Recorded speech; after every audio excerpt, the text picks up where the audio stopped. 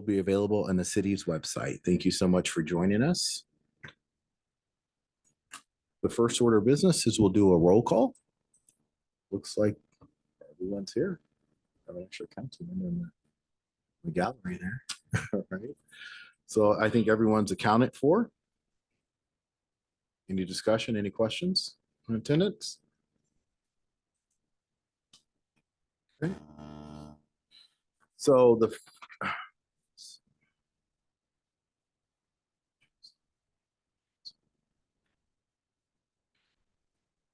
now we move to our first item of regular business to approve the agenda. Any questions on the agenda? So moved. So moved. Second. Second. All right. The agenda is approved.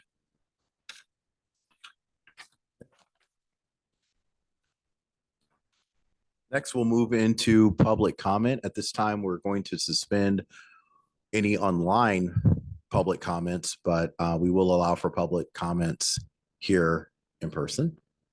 Are there any public comments at this time?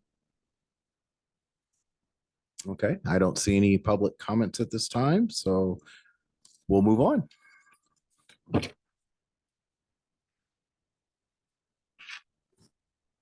Now we move to our next agenda item, approval of the minutes dated May 20th, 2024.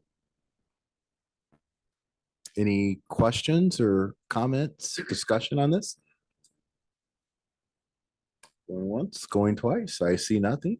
So the minutes are approved from May 20th, 2024.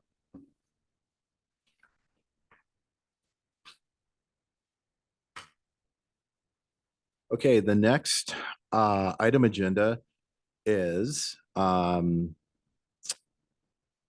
member items of interest.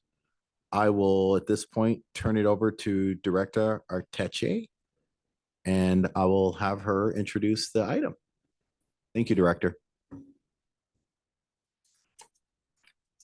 Good evening, council members. Emily Arteche, Community Development Director. Earlier in the year, we had solicited feedback from community development council members for items of interest that would be pertinent to this year's Community Development Committee. And so this memo is attached, identifying the items that we received, including affordable housing, tourism, and economic development.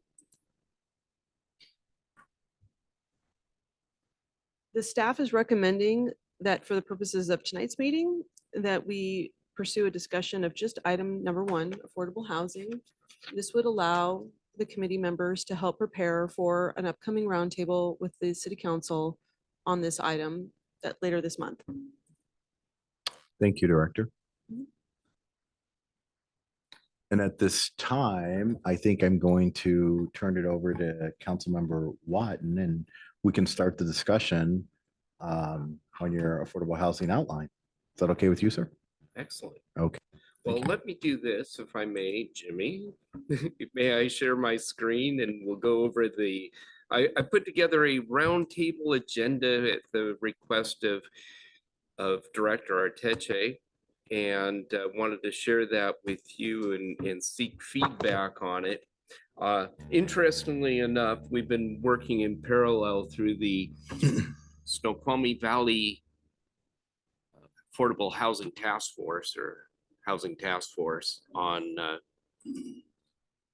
city-owned properties. Both North Bend and Snoqualmie have surplus property, and how best to allow the usage of those properties for affordable housing. And today they released their RFP, request for a proposal. It was a one-page RFP that allows builders, developers to submit their proposal for consideration. And their property is 0.4 acres. It happens to be on Main street in downtown North Bend. It's rather flat, square, rectangular piece of property across from the Snoqualmie Valley Food Bank.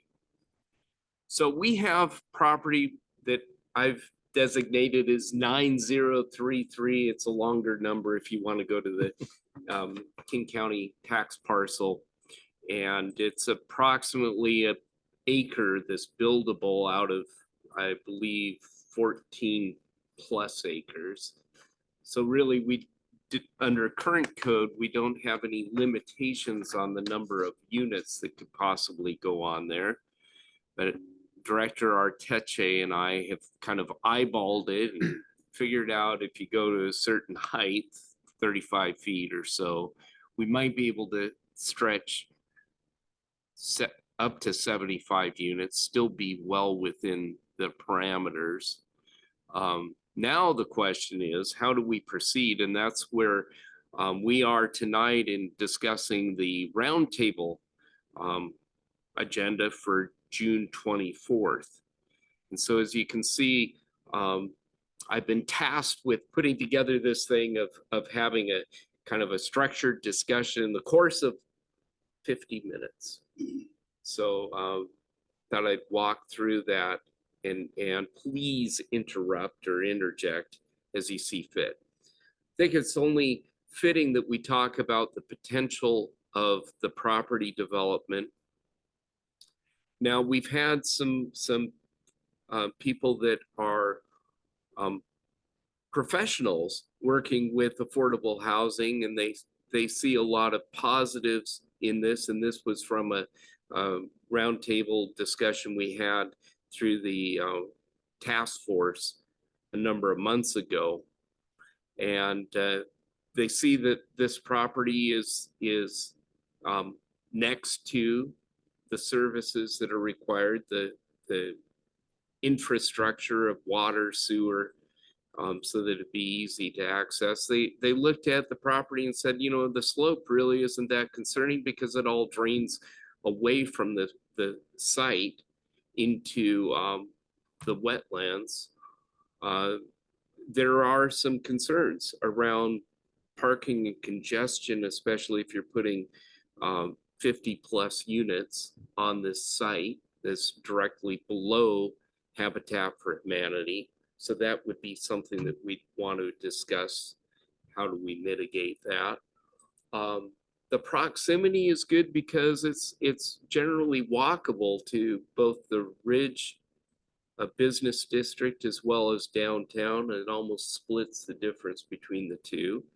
And it's close in proximity to a bus stop or a potential bus stop on Snoqualmie Parkway. So that would be under the potential property development. The bigger question is going to be, do we put it out for an RFP or an RFQ, and what's the difference? Request for a proposal is something very specific. A request for qualifications is simply, are the parties that are interested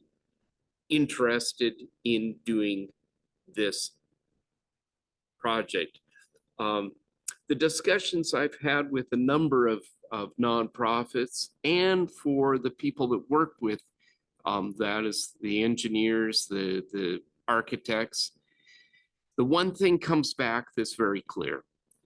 They are not willing to move forward with anything until we have our RFP. So there are probably maybe 20 to 30 potential developers, be it private or be it nonprofits, that would be eligible. But from my estimation, and also I think that our counterparts over in North Bend would concur that there's probably only 2 or 3 viable contenders once we put an RFP out. And part of it is this: we really need 100 or 150 to get to scale to make it feasible to put in affordable housing that reaches to the depth that we like to reach. That 30% or 50% or 60% average median income. So one of our challenges is we are not close to any existing properties with the exception of Panorama on the ridge. And we've had initial discussions with them, and whether or not they would be willing to submit will be only seen after we put an RFP out. So that would be one of our considerations. We may put an RFP out and we may not get any responses. That's kind of the risk. But if we don't put one out, we're not going to know that. Other things, legal is going to be consulted prior to our roundtable discussion, I believe, to just vet any concerns that there might be. Yeah, I met with legal and talked this through. There wasn't anything that was mentioned in the discussions I've had that I could, there wasn't anything preventing you from moving forward. Oh, go ahead. Absolutely. The one question I do have on that very thing is under 2D, the existing zoning. Not to jump too far ahead, but No, just that's related to fine. that very No, thing that's fine. is about the height of the buildings. I know we have strict regulations about the height, and those are very important to some folks. So to get to 75 units, which I believe was kind of the number you're looking at, maybe we don't quite get to 100 like we want, even if it's 75. How tall of a building are we talking about on that lot? I don't have a direct response about how tall the building could be. I know this is in the mixed use zone and that allows for a lot of flexibility, especially with findings that come back to the city council. This is a zone that allows for creativity and flexibility in regulations. Okay. Is it conceivable that it could be 4 stories or 35 feet? Sure, it's conceivable. I think that's a valid concern, though. I think the offset to it is if you look at the property where Habitat Development now sits and the bottom of probably where this property is, it could be about a 35-foot drop, 30 to 35 feet drop, just looking at the contour lines on the county map. Yeah, pull it up on the street view, and it looks like, yeah, the property is below the parkway as opposed to the hotel, which is above the parkway. Yeah. And I'm a banker, by the way. I'm not a geologist or close to dealing with dirt. I would ask, is there a possibility we could actually pull that up and put that into the presentation so everyone can kind of see what we're looking at? The parcel? The parcel, Sure. the actual parcel. How about if I stop sharing? You're better at the map meandering thing than I am. Thank you so much.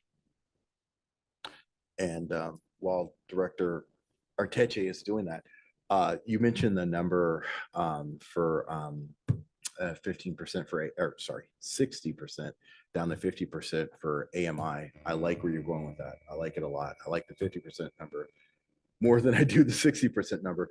What's kind of the range there, Councilmember Watt? And are you, I mean, again, I'll just kind of throw this out. I'll let you answer the question, but my thought was, I don't say capping it, but a ceiling somewhere of that 80% AMI. And the thought there is just that we don't necessarily want a situation where we have people that aren't necessarily living in this community now, but are maybe living in other communities that can't necessarily afford to live in those communities and then are able to default to this property because it's a more livable situation. We want to go for that workforce housing number, which is at 50 to 80%. And to that point, I think 2 things. When we write up the RFP, one of the opportunities we have is to encourage through a point system, the more units you produce at 50% AMI versus 80% AMI, Mhm. the higher it scores, and the more likelihood you are given the opportunity to develop it. A couple other interesting things. Kirkland, the city of Kirkland has designated property or the notion that if it's a school employee or a city employee, that they have a plan to set aside development rights for those. I don't know how far along they are, but I guess that's the other part of the discussion. What's the need for addressing, a certain population to ensure that we have housing available for those folks that work in the community? If you go under the assumption that we are simply going to do workforce housing, and because of the federal subsidies that go into it, you can't exclude people that may work in Issaquah or work in Redmond from renting here. So, we can spend some, time delving into it. Again, it's going to come back to is who are the developers, because it's not going to be the city developing. We're simply giving those rights. And the second thing is, do we hold on to it for a 99-year lease, which we'd have to do if we lease the property to a developer, because they're going to have to go to a bank for some of the financing. And we do happen to have two experts on our task force that have kind of given us guidance on that. That, it needs to be a 99-year lease, not a 50-year, not a 40-year lease, just because of the available mechanisms for it. And finally, to your question, can we push it down to 30%? Well, we can only do that through deep subsidies. And there are some that are available from USDA, but those are very difficult to achieve. So, and the final reason on maybe including 80% is maybe we have a developer who puts together a phenomenal thing that gives us the 50%, the 60% units, and the offset to it is having a few units at 80%. To make it feasible. But going above that, of course, they're not going to get the breaks on the property taxes that we offer up that are good for the first 20 years, I believe. You're talking about Multifamily tax tax exemption? exemption is good for how long? Well, there's three different iterations of it. There's a short, a medium, and a long. Okay, so there's a range, but that's part of our piece that we can help entice them with. Let's go to the map now. So this is the property. It is impacted by a critical area here, and there are wetlands up here that we have delineated. It does abut up against Gravenstein Court, which is the current Habitat for Humanity location. So it might be accessible through this existing street or an extension of this existing street. And the developable property is about an acre in this general vicinity right here.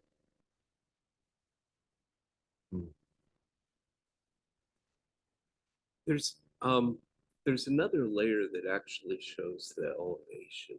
Oh, sure. Too, I can bring that up.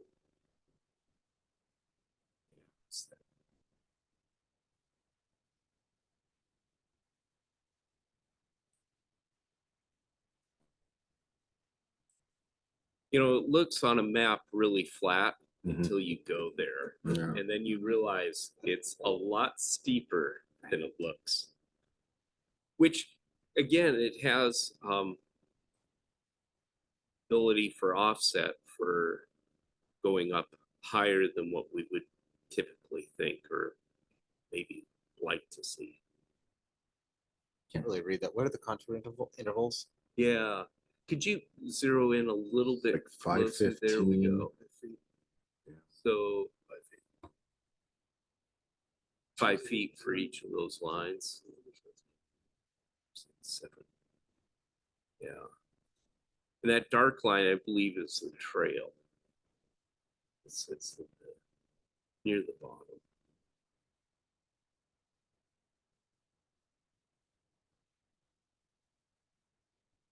What's Is that a another, retention? Oh, I'm sorry. no, go ahead, Is please. that a retention pond? Mhm. Just right? Right below, Yeah, yeah, right below it? Okay. yeah. Would that be impacted? Eventually? Wouldn't have to make it any bigger, it's already there.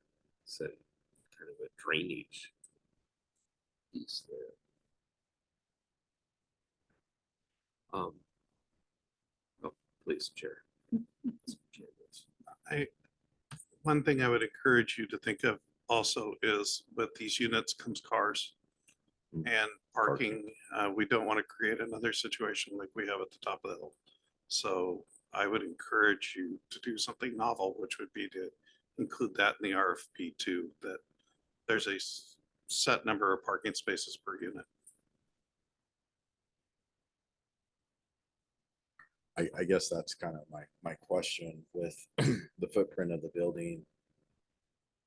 Potentially a parking lot. I don't know if it's feasible to do something I don't know if it's feasible to do something underground, but would we keep the retaining the pond there, or would we have to move the pond? No. Preliminary analysis by the experts, Okay. which I'm not one, is that the drainage, that the existing pond Mhm. that is near the site is very conducive Mm. for doing this. Parking, they said that given the height of the building and the challenges of the terrain, is parking would be underneath the building potentially. But when you stop to think about 50 or 75 parking spots, that's going to be a little bit challenging in where we can put them.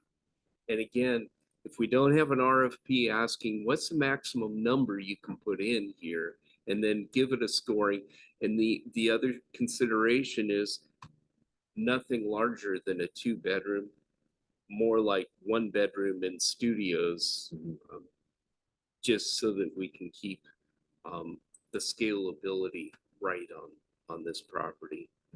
Some other concerns that we may want to talk about, and that's wraparound services. It may be just, encouraging outdoor space for gathering space for the residents, or it could be, other on-site small office or on-site services, which it tends to help bolster the livability factor there.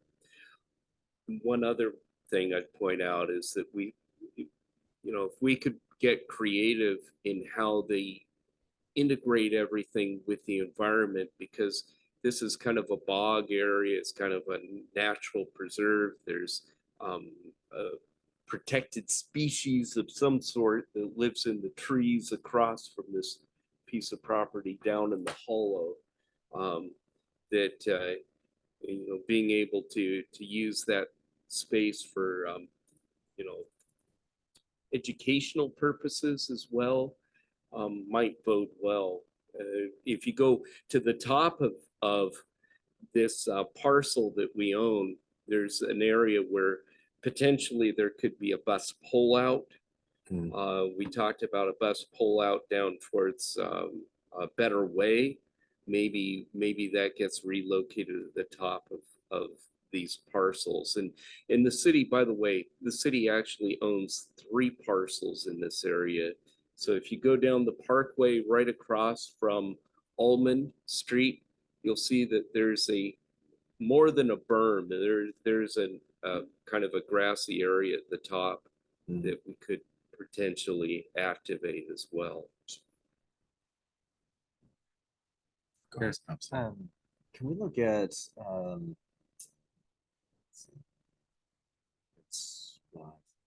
trying to think of an area that's a little bit more slopey. I guess just that little neighborhood that's kind of to the south. I don't know what the name of that street is. It's kind of like a loop. Down there? Yeah, I just wanted to look at the grade. So what I just calculated was that it looks like it's about a 5% grade on the site, which is, I mean, it's steeper than being flat, but it's not that steep. It's. No, not once you develop it. You're thinking of the other spot between that and the development in the back, and I can't remember the name of the development. It is very steep. Right. It's like, yeah, it's like almost a cliff when you stand on that property. Yeah, and so I you think look it's down. really steep going from the parkway down into the lot or the space, but going from Gravenstein that way. Mhm. And keep in mind too, the roadway that goes into that development down below actually has a bridge. Mm. You drive over a Oh. bridge and you can walk underneath that bridge too. Mm. Mm. Okay. So should we go back to the agenda and just see if there's anything else or? Yeah, so on, Oh, go ahead. thank you. Absolutely. So just to follow the link from the RFP, that was like the paper version and the online version on the North Bend City website is a little bit longer. There's a few more details. Is this an appropriate length for a property of this size as compared to one that's looking at 17 units? Don't want to sound too much like a student. How long do you want the essay to be? But I guess if we're scoring it, being upfront about what the scoring system might be. You have on-site amenities up to 25 points, for instance. If you have more units at 60%, they might get scored at 10 points each, 3 points if it's 60%, and 1 point if it's 80%. okay, so the scoring system would be a part of the RFP that would be different from the North Bend one. That's the example. It could be. And there are a couple other cities out there that have put out RFPs. We can look at Ellensburg, we can look at Tacoma. Mm. Seattle certainly has done it. I don't, again, it goes back to MRSC. If you go onto their website, there's some sample RFPs for affordable housing. I know that the one for Ellensburg happened right before the pandemic, so I don't know if they actually followed through on that RFP, if people responded, if organizations responded to it. That would be another interesting thing to know.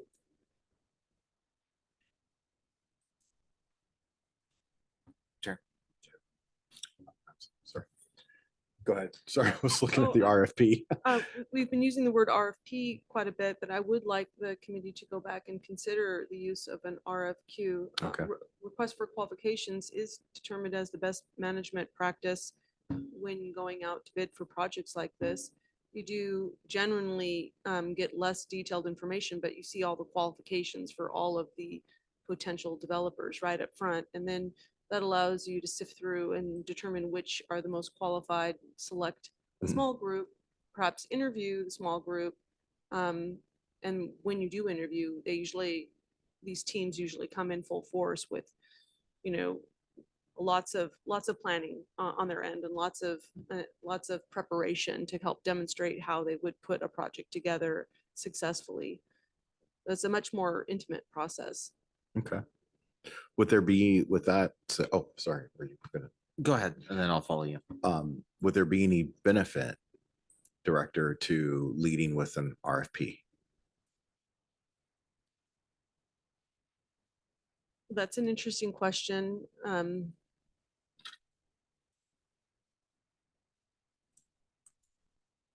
The benefit,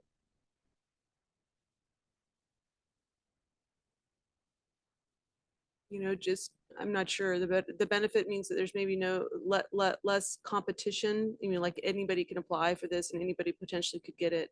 Whereas the RFQ means you just have to submit your qualifications that you're Right. qualified to do this work.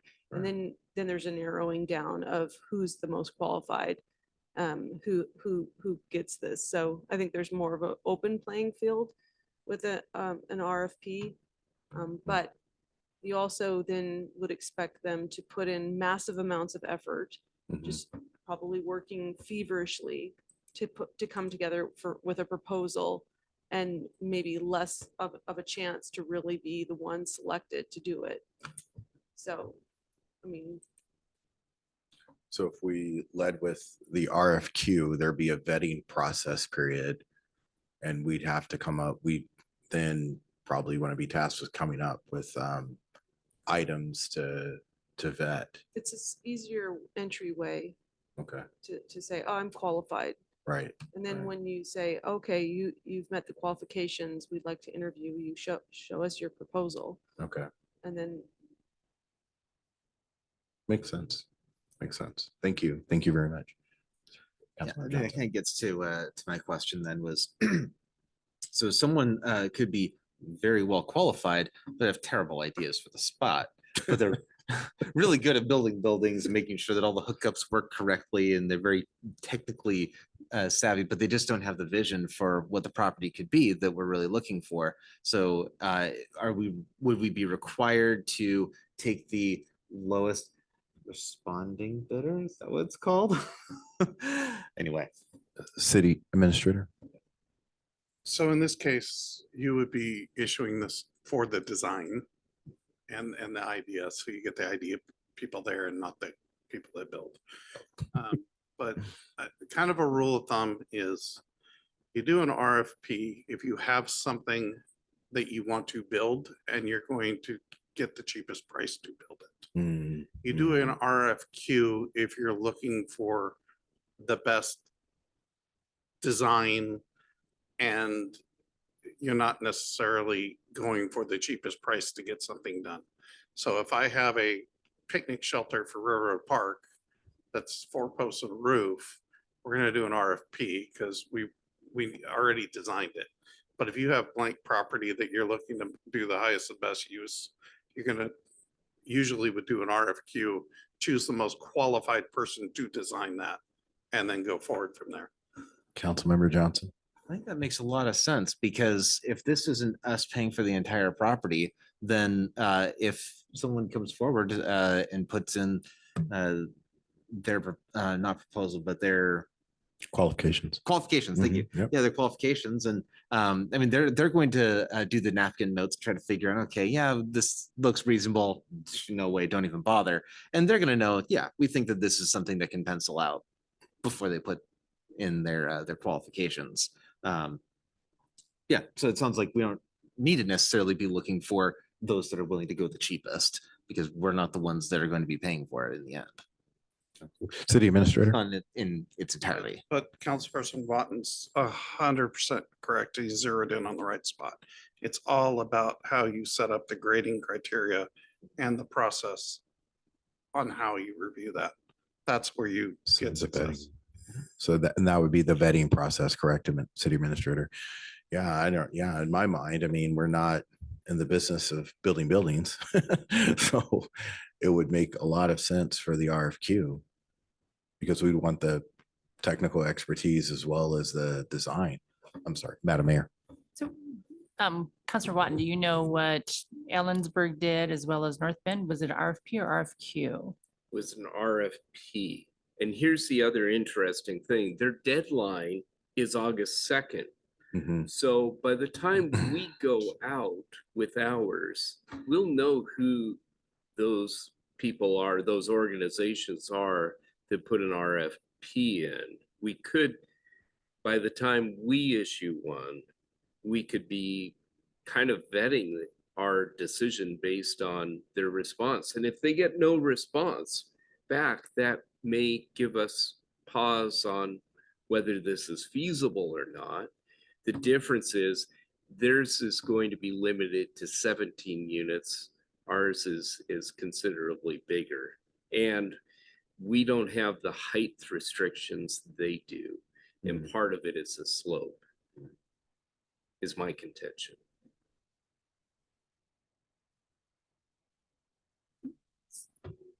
Yes. So on please. if we did an RFQ, we're gonna lay out exactly what we're looking for though, right? So many potential homes. And then 50 to 80% or some range. But again, you're focusing in on the qualifications. Right. You know, maybe it's an easier entryway, so I don't believe you have to get so descriptive. You could, you know, say, hey, you've been selected. Here's, you know, you have so much time to put together your designs. Here's the scoring criteria, and then allow them to come back in and basically pitch their proposal. But most likely they have to bring funding with them. Yeah, As part of it. how much funding is associated with this North Bend request? I believe they may be leaning towards the 99-year land lease, but I'm not positive. And so the a 99 lease on the land, plus would there be like a multifamily tax exemption associated with it? Yes. Huh. Sorry, Councilmember Johnson. I believe that in our affordable housing fund, if memory serves, it was sitting somewhere around $1 million for us. Believe we're probably at this point 1.3 million roughly, or at least by the time Mhm. we'd get to the point of breaking ground, and we're gaining about 340,000 a year. So that's an interesting point, because that's something we could offer up to the successful bidder. It could be, we will fund you 1.3 million towards development costs. It could be that we go out and we bond against that and bring 7 million to the table. But keep in mind, that means it's one and done if we did that, bond against the future tax revenues. And that's only my guess. We need Mr. Boutet's take on that. That's an interesting point. Councilmember Johnson. And to that very point, I believe that tax has been in place for 3 years, something like that. So it is growing relatively quickly. Let's see if I could find any information on it. Yeah. It'll take me a little bit though. Yeah, I think it was something like 3 years that's been in place. So yeah, it's not growing that slowly. So if we did put it all on this, it's not like we're never going to have that fund again. It will grow again for future projects. Not saying that we have to give it all, of course, but we could, and it wouldn't be the end of the world. So, yeah, I'm just looking at the North Bend proposal and just, and I don't know if either one of you have information on this, but I'm just curious. It says 55 plus years, but we're thinking they're leaning more towards the 99 years. The interesting piece, it says up to 60% AMI. So seemingly they're capping AMI at 60%. It's kind of the sweet spot Okay. when it comes to affordable housing development and getting the funding and getting, the cash flow back. It's going to be a little more challenging, I would think, with 17 units of getting down to 50%. And I think having greater density will give us more opportunity for those 50% units, especially if we give a little bit of flexibility in that, the notion, what they're saying is be creative, be innovative, where, maybe there's a mix of 50, 60, and 80% in the units. But that's, we can encourage that. Okay. But we want to put the innovation in the process. Okay. Ultimately, I'm just curious, Councilman Ron, how is that, if I dare use the word policed, how, if we I'm just throwing out ranges here, we're not necessarily committed to anything yet, but if we just said, okay, we want a nice range between that 50 to 80%, ultimately, how is that policed? Is that policed by the lender? No, here's something that's not written in this RFP, that they are going out to the folks that do the housing over on the east side and it's a 4-letter word. Arch. Arch is going to in do the Issaquah, yeah. income qualifications, Mm, and that's done on an annual basis to Mm. ensure that those 50% AMI units remain at 50%. And if they happen to mhm, grow economically mhm. and they outgrow that, then they will have to relinquish those units for the next family to move Wow. in. So that's kind of a unique situation of Hmm. having Arch come in and do that qualification. I'm sorry. Councilmember Johnson, I'm so engrossed in the reading here. I know it's riveting. And but with Arch, I believe that they'll only essentially say, "Hey, you got to move," when it's a rental property. Which I'm sure that if we're packing this many units in, they're probably not going to be condos. Correct.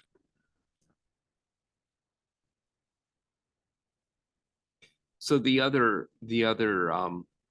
option is to encourage development and make it that becomes a land trust. That's one arrangement it could be, so that people could buy their units, but it would only appreciate at a certain amount. It wouldn't be, if your unit goes up 20% in value, that you get to walk away with 20%. You get a certain amount of equity back. So that's another consideration. It's just how many layers do we put into the RFP? And that's going to be, the discussion that the whole council needs to be Mhm. included in. Right, Council Member Benson?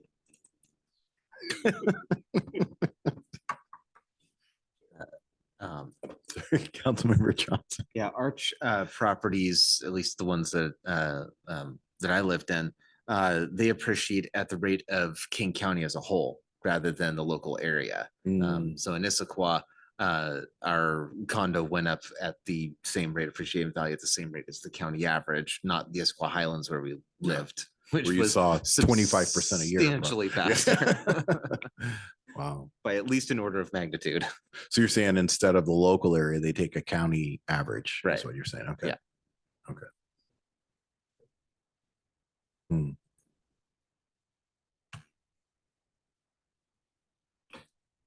What are your thoughts, Councilmember Juan, in terms of next steps? What would you like to see? I think that, if you're happy with this agenda that I kind of put together as just a way to walk through as quickly as possible to find, that place, whether it's an RFP or an RFQ. And if there's anything else that you'd like to see in it or take out of the, this is being kind of the just structure of the discussion. Mhm. And it just, we're not going to take a vote on it, but reach consensus through it. Mhm. Mhm. To move it to the roundtable on the 24th, is that 24th, the 24th, June 24th for the roundtable for the council? in a matter of 50 minutes of discussion. Well, now you're pushing it.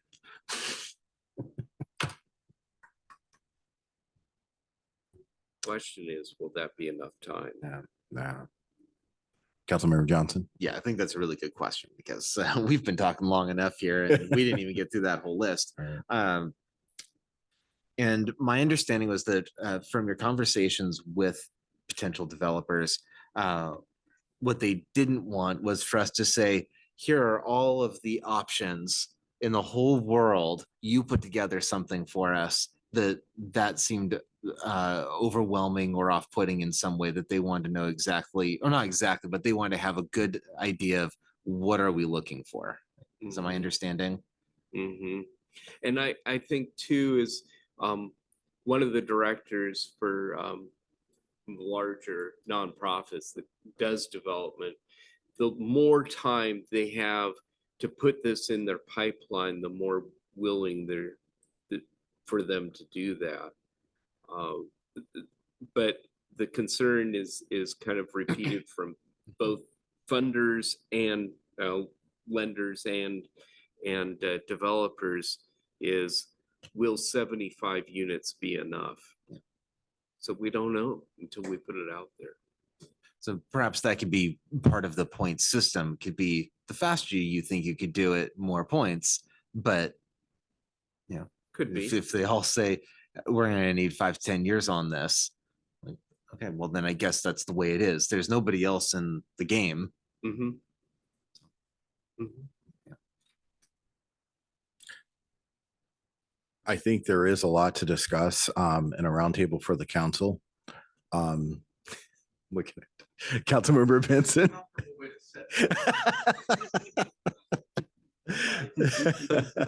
Don't read into it. Okay. I don't know. I mean, I'm thinking that maybe we should potentially break this up into 2 different sessions. Maybe Potentially the way to deal with it. we can try to go for one if we fall short. With the caveat of Yeah. another session. Right. What are your thoughts, Director Sounds Arteche? fine to me. Madam Mayor? All right. I think that works. We'll have to look at, see if there's any additional special workshops coming up following that. So we can look at that.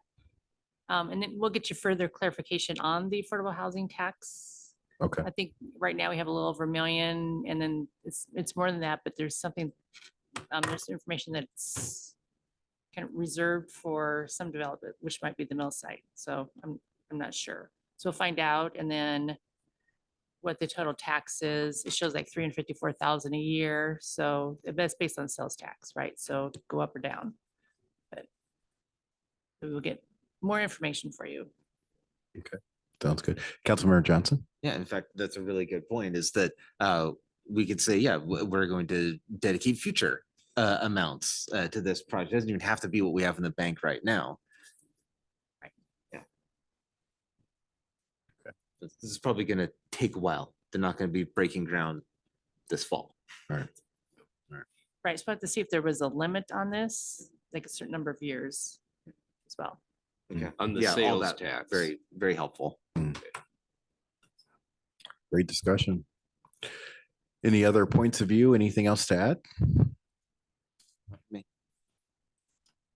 Okay. Well, if there's no further business to come before the commission, I will entertain a motion to adjourn. So move. We are adjourned at 6:48.